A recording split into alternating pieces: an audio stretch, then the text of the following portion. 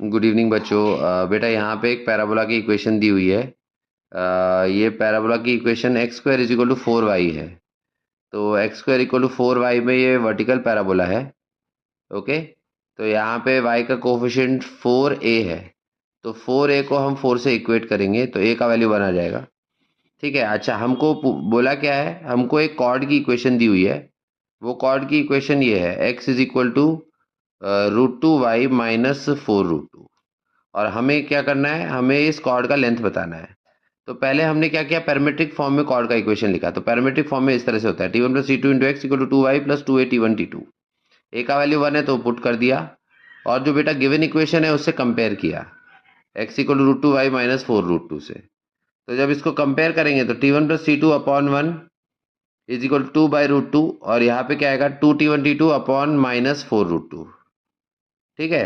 तो यहाँ से t1 + t2 की वैल्यू √2 मिल जाती है, और t1 t2 की वैल्यू -4√2/√2 मतलब -4 मिल जाती है। ठीक है। पैरामीट्रिक कोऑर्डिनेट्स में हम ये लिख सकते हैं 2a t1 a का वैल्यू 1 है, या 2a t2 a का वैल्यू 1। तो फिर डिस्टेंस फार्मूला लगाया। तो जब डिस्टेंस फार्मूला लगाते हैं तो 2t1 - 2t2 का स्क्वायर और t1 स्क्वायर - t2 स्क्वायर का होल स्क्वायर। तो यहाँ से अब t1 - t2 का होल स्क्वायर कॉमन ले लेते हैं। 2 का स्क्वायर 4 आया, और t1 + t2 का स्क्वायर आया। अब t1 + t2 की वैल्यू बेटा √2 है, √2 का स्क्वायर 2 हो गया, 2 + 4 6। ठीक है। तो ये तो 6 बन गया। इसको हम लिख सकते हैं t1 + t2 का स्क्वायर -4 t1 t2।